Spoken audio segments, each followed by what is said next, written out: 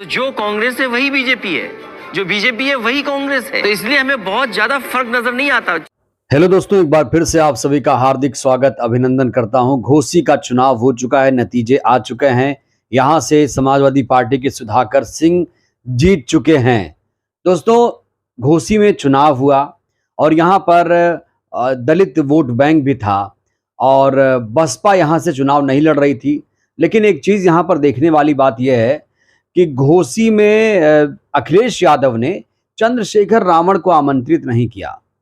ठीक वैसे ही जैसे दिसंबर 2022 में जब मैनपुरी में उपचुनाव हुआ था, तो वहां भी चंद्रशेखर रावण को अखिलेश यादव ने आमंत्रित नहीं किया था। दो दो उपचुनावों में अखिलेश यादव ने कहीं ना कहीं चंद्रशेखर आजाद रावण की उपेक्षा की है। तो दोस्तों, अखिलेश यादव की समाजवादी पार्टी द्वारा चंद्रशेखर रावण की उपेक्षा ये बताती है कि समाजवादी पार्टी अखिलेश यादव अभी भी कहीं ना कहीं एक उम्मीद बांधे हुए हैं बसपा से, मायावती से गठबंधन करने के लिए। दोस्तों, बड़ा सवाल यही है, क्या 2024 में बसपा और समाजवादी पार्टी का गठबंधन होगा? हर कोई इस सवाल पर बात कर रहा है। हर कोई ये बात कर रहा है कि क्या दोनों फिर से 2019 की तरह फिर से दोनों साथ में आएंगे? क्योंकि दोस्तों, बसपा इस समय सबसे मजबूत खिलाड़ी है। घोसी में देखा आपने किस तरीके से बसपा जो है वो किंग मेकर बनी है। उम्मीदवार ना उतारते हुए भी बसपा यहां पर किंग मेकर बन गई और सुधाकर सिंह भारी मतों से जीते हैं। यहां पर भारी अंतर से यहां पर उन्होंने दारा सिंह चौहान को शिकस्त दी है। दोस्तों, जैसा कि आपको मालूम है कि दिल्ली का रास्ता यूपी से होकर जाता है और यूपी में सबसे बड़ी खिलाड़ी है बसपा। बीएसपी सुप्रीमो इस समय सबसे बड़ी खिलाड़ी बनकर उभरी हैं।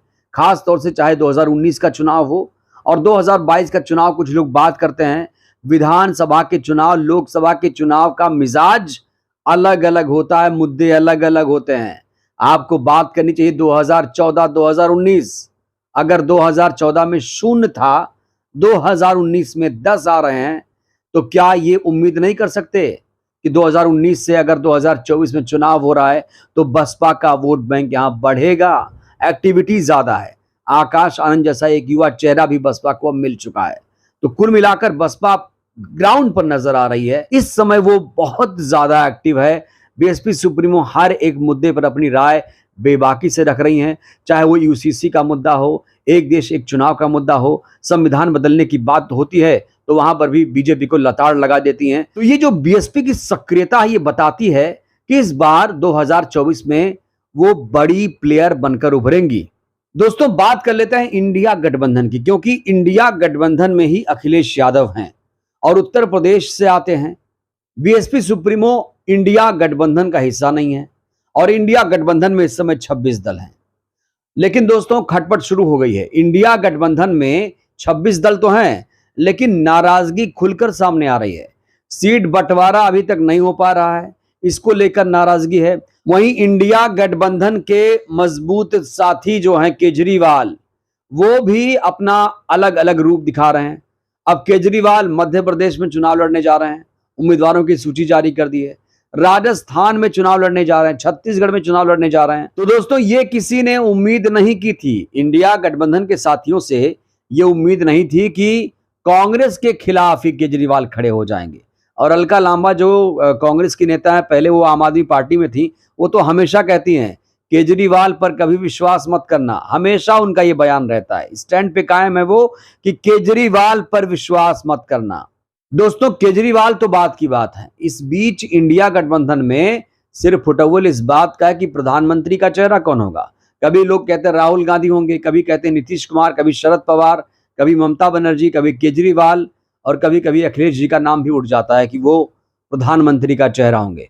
तो अभी इंडिया गठबंधन में सही मायनों में देखा जाए तो उसकी सूरत सही से निकल कर सामने नहीं आ पाई है। उसकी शक्ल क्या है वो अभी सही से समझ नहीं आ रहा है लोगों को। तो दोस्तों, जैसा कि मैं चर्चा ये कर रहा हूं इस समय कि एसपी और बीएसपी क्या 2024 में साथ आएंगे, क्या संभावना बन रही है? संभावना को तलाशने के लिए सबसे पहले हम एसपी और बीएसपी के रिलेशनशिप यानी रिश्तों को समझ लेते हैं कि इस समय प्रेजेंट टाइम में, वर्तमान में समाजवादी पार्टी और बहुजन समाज पार्टी में रिश्ते किस तरह से हैं।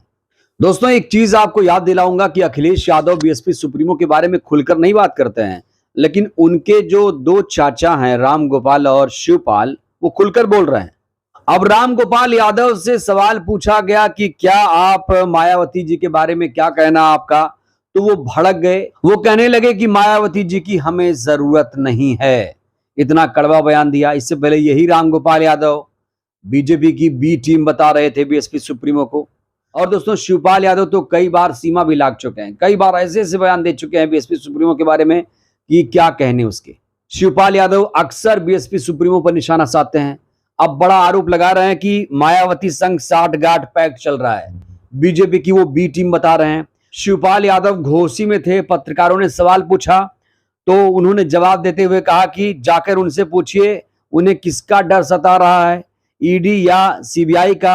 यही नहीं, पत्रकारों ने शिवपाल से सवाल किया क्या समाजवादी पार्टी से बीएसपी डर गई है, तो उन्होंने कहा कि सपा का डर नहीं, सपा से थोड़े डर होगा, ये बीजेपी के लोगों से पहले डर भगा लें। तो दोनों जो चाचा हैं शिवपाल और रामगोपाल, ये अक्सर बीएसपी सुप्रीमो पर निशाना साध रहे हैं। बड़े ही गंभीर, अति गंभीर आरोप लगाते हैं और बीजेपी की बी टीम बता रहे हैं। तो दोस्तों जिस तरीके से गंभीर आरोप लगाए जा रहे हैं बीएसपी सुप्रीमो पर, बसपा पर, उसको लेकर आकाश आनंद काफी नाराज हैं। वो काफी समय एक्टिव हैं, हमलावर नजर आए। उन्होंने राम गोपाल यादव को तुरंत जवाब दिया। उन्होंने कहा कि समाजवादी पार्टी में एक प्रोफेसर है जो जिंदगी भर अपना राजनीतिक अस्तित्व यानी वजूद ही तलाशते रह गए। इधर उधर की करने से वजूद नहीं बनता, ये समझने के लिए उन्हें अभी बहुत कुछ सीखना होगा। तो आकाश आनंद हैं तो अभी छोटे, लेकिन बात बहुत बड़ी कर गए। वो कह रहे हैं कि अभी भी राम गोपाल को सीखने की ज़रूरत है कि कौन बड़ा खिलाड़ी है, और अस्तित्व की बात करते हैं, किसका कितना अस्तित्व है उत्तर प्रदेश में, ये उन्हें अभी सीखने की ज़रूरत है। तो दोस्तों ये तो हुई शिवपाल यादव, राम गोपाल यादव की। अब बात करते हैं अखिलेश यादव क्या राय रखते हैं। अखिलेश यादव आखिर बीएसपी सुप्रीमो के लिए क्या सोचते हैं, क्या चाहते हैं, एक बयान मैं आपको सुनाना चाहूंगा। हाल ही में उन्होंने एक टीवी चैनल को इंटरव्यू देते हुए ये कहा है, ये बयान दिया है, आप जरा सुनिए इसे। लेकिन कई बार मुझे ये लगता है कि जो उनकी रणनीति है वो बीजेपी से रणनीति मिलती जुलती है। ये आरोप लगा रहे हैं, बहुत मैं गंभीर आरोप नहीं लगा रहा। मैं जब जमीन पर प्रत्याशी देखता हूँ या जमीन पे काम देखता हूँ या ट्वीट देखता हूँ तो मुझे लगता है कि कहीं ना कहीं इस तरह की बात कुछ है। इसलिए मैं कोई कंफ्यूजन अलायंस में नहीं चाहता हूं, बहुत क्लियरिटी के साथ जनता के सामने चुनाव। तो अखिलेश यादव यहां पर गंभीर आरोप लगा रहे हैं, बीएसपी पर गंभीर आरोप लगा रहे हैं कि बीएसपी की रणनीति, बीएसपी सुप्रीमो की रणनीति जब देखते हैं तो वो बीजेपी से मिलती जुलती है। जब उनके प्रत्याशी देखते हैं, उनके ट्वीट देखते हैं, उनके काम करने का तरीका देखते हैं, तो उन्हें लगने लगता है कि वो बीजेपी की बी टीम है। अखिलेश यहां पर कह रहे हैं कि अब मैं कोई कंफ्यूजन नहीं चाहता। हालांकि ये स्पष्ट नहीं है कि कंफ्यूजन में क्या है, लेकिन वो यहां पर साफ तौर पर दो चीजें कह रहे थे कि जब काम देखता हूं, ट्वीट देखता हूं, प्रत्याशी देखता हूं, तो उन्हें लगता है कि कहीं ना कहीं जो बीजेपी की रणनीति है और बसपा की रणनीति है वो इन्हें एक लग रही है। अब यहां पर यह कहना मुश्किल है कि कंफ्यूजन नहीं चाहता हूं। क्या कंफ्यूजन का मतलब यह है कि वो अब साथ में नहीं आएंगे, या साथ आएंगे तो कोई कंफ्यूजन ना हो? क्योंकि दोस्तों आपको बता दूं 2019 में जब बीएसपी ने गठबंधन तोड़ा था समाजवादी पार्टी से, तो समाजवादी पार्टी के जो अध्यक्ष हैं अखिलेश यादव उस समय आजमगढ़ में चुनाव प्रचार कर रहे थे और वहां मंच पर मौजूद थे। वहां उन्हें पता चला कि बीएसपी सुप्रीमो ने गठबंधन तोड़ लिया। तो वो ये कह रहे हैं कि भाई कोई कंफ्यूजन ना हो, साफ साफ हो। तो दोस्तों साफ तौर पर अखिलेश यादव गठबंधन को लेकर खुलकर नहीं बोल रहे हैं। लेकिन देखिए घोसी में एक रणनीति की बात हो रही है, घोसी में इंडिया गठबंधन की जीत की बात हो रही है, पीडीए रणनीति की बात हो रही है। लेकिन इसी पीडीए को लेकर बीएसपी सुप्रीमो ने एक बड़ा बयान दिया था। उन्होंने कहा था ये जो पीडीए है परिवार दल अलायंस है, ना कि पिछड़ा दलित अल्पसंख्यक है। बीएसपी सुप्रीमो कह रही है कि ये तो एक परिवार है पीडीए, ना तो उसमें दलित है ना अल्पसंख्यक है। अखिलेश जी किस पीडीए की बात कर रहे हैं? और ये तो जो पीडीए की बात हो रही है सिर्फ और सिर्फ तुकबंदी के सिवा कुछ भी नहीं है। तो दोस्तों ये है पूरा रिश्ता, एसपी बीएसपी का रिश्ता है। और देखिए गेस्ट हाउस कांड हुआ, उसके बाद अगर दोनों पार्टी साथ आ रही हैं तो जाहिर तौर पर हम कह सकते हैं कि राजनीति और क्रिकेट में कब क्या हो जाए कोई नहीं जानता है दोस्तों।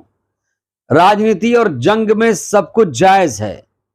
कोई क्या क्या बोल के कहां कहां जाता है, कितने आपत्तिजनक बयान देकर नेता फिर उसी पार्टी में चले जाते हैं, दूसरी पार्टी में चले जाते हैं।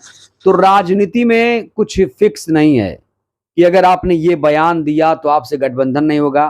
अभी भी दोस्तों गठबंधन के रास्ते खुले हुए हैं और मैं फिर कह रहा हूं कि उत्तर प्रदेश से ही दिल्ली का रास्ता जाता है और उत्तर प्रदेश में इस समय सबसे बड़ी खिलाड़ी हैं बीएसपी सुप्रीमो, क्योंकि वो दलित वोट बैंक की मालकिन है और दलित मुसलमान साथ है कहीं ना कहीं उनके। हालांकि 2022 के विधानसभा चुनाव में अखिलेश को मुसलमानों ने भर भर के वोट दिया, लेकिन अब ओवैसी से भी गठबंधन की बात हो रही है। तो जाहिर तौर पर कुल मिलाकर समीकरण बदलता हुआ नजर आ रहा है। बसपा के बगैर इंडिया गठबंधन की हैसियत क्या है ये सबको मालूम है और जाहिर तौर पर मैं आपको बता दूं कि 4 राज्यों में बसपा भी चुनाव लड़ रही है, मध्य प्रदेश, छत्तीसगढ़, राजस्थान, तेलंगाना में। यहां से नतीजे आने के बाद ही वो कुछ फैसला लेगी। फिलहाल दोस्तों अभी बसपा ने अकेले चुनाव लड़ने का फैसला किया है, आगे आगे देखिए होता है क्या। तो दोस्तों इस वीडियो में फिलहाल के लिए बस इतना ही। मेरा आपसे सवाल यह है कि क्या एसपी बीएसपी का गठबंधन होना चाहिए, इस पर आपकी मैं राय चाहूंगा। दोस्तों इस वीडियो को लाइक करिए, चैनल को सब्सक्राइब करिए, सहयोग करिए, वीडियो को जन जन तक पहुंचाइए जिससे बहुजन समाज जागरूक हो। जय भारत, जय संविधान।